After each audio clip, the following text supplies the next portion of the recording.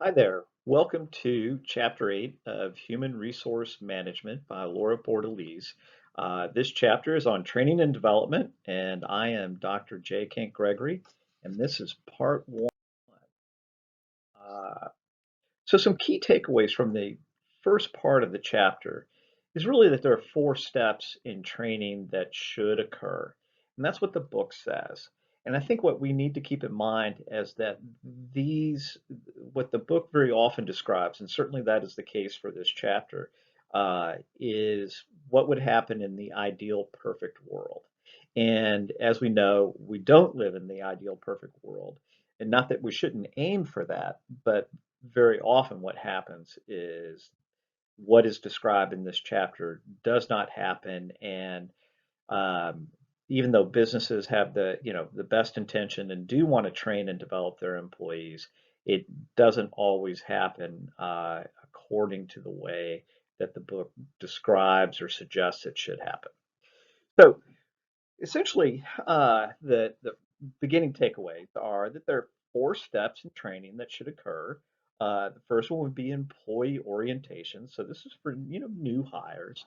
Some companies will call this onboarding, and it's in this period where the new employee, or sometimes it's new employees, are taken around the office and introduced to everyone. They fill out a lot of the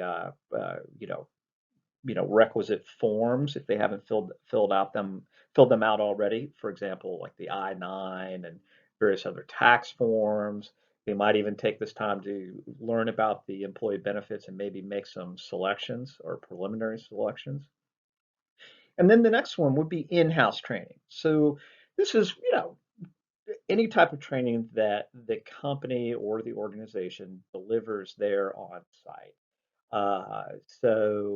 The book points out examples of this might include sexual harassment training or ethics training, uh, but it also typically tends to focus on specific aspects of a job, like how to use, as the book points out, particular type of software, or how to use this particular machine. Um, Another form of training is mentor training. And this is where the new employee is paired with a seasoned employee. And this is an employee who's been there for a while and has had a lot of experience. And ideally, this mentor has been trained himself or herself about how to mentor effectively. Uh, and then there's external training. So this is essentially any type of training that's not performed in-house. And it can be anything like sending employees to conferences or seminars, paying for tuition in classes. You get the idea. So some types of training. There's technological training, and this describes not training through technology like a Zoom or a YouTube video, but it's training in the technological aspects of the job, like using a computer system, how to process the orders, or learning the latest version of Microsoft Office, learning how to use Excel, which very often you have to figure out on your own, right? Then there's quality training, and this familiarizes employees with the means of preventing, detecting, and eliminating non-quality items. So when we talk about like a Wendy's hamburger, if you watch that video, it would be a way to detect or know, hey, you know what, this hamburger isn't up to our standards. We're going to either have to recook it or toss it, right? Uh, and so that's quality training. Then there's skills training. So this is training in the very specific proficiencies needed to perform that employee's job.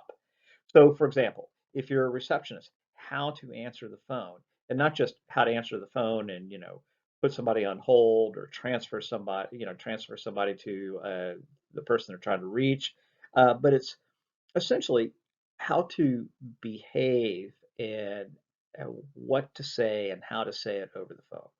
It also can be assessment of customer needs. Then there are soft skills training, which I guess the book here points out is like, how to answer the phone.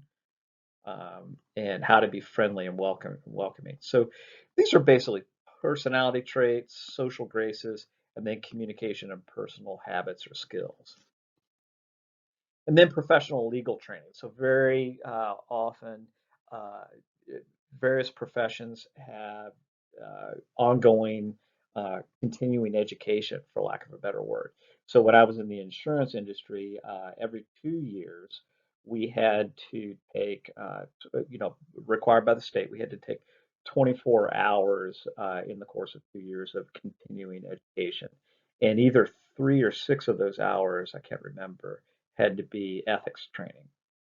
Uh, Same thing goes for lawyers. Maintain their state bar licenses, they need to have usually every 2 years, continuing a certain amount of continuing legal education. Uh, s- Similarly for accountants, but even in manufacturing, as new, some employees on the manufacturing floor will need to, depending upon their jobs, will be required to have continuing education training on, the machines that they're using, et cetera. Um, there's team training. This is, empowering teams to improve decision making. So here are all the different reasons for team, potential reasons for team training. Can be as simple as getting to know each other, and then them motivating a team, or improving team productivity, or practicing effective collaboration with team members. And to me, I think that's really particularly important. Uh, then there's also managerial training. So, so this is training for somebody who's been identified as a good manager candidate or who actually is a manager. And here's some examples of skills that would be covered in that training. And then, of course, safety training, right? Um, so we know that this is particularly important for injuries caused by work-related accidents. This is going to be you see all this in the construction or manufacturing industries, and a lot of it will be dealing with OSHA. Uh, so there we go. That ends part one. Thank you much.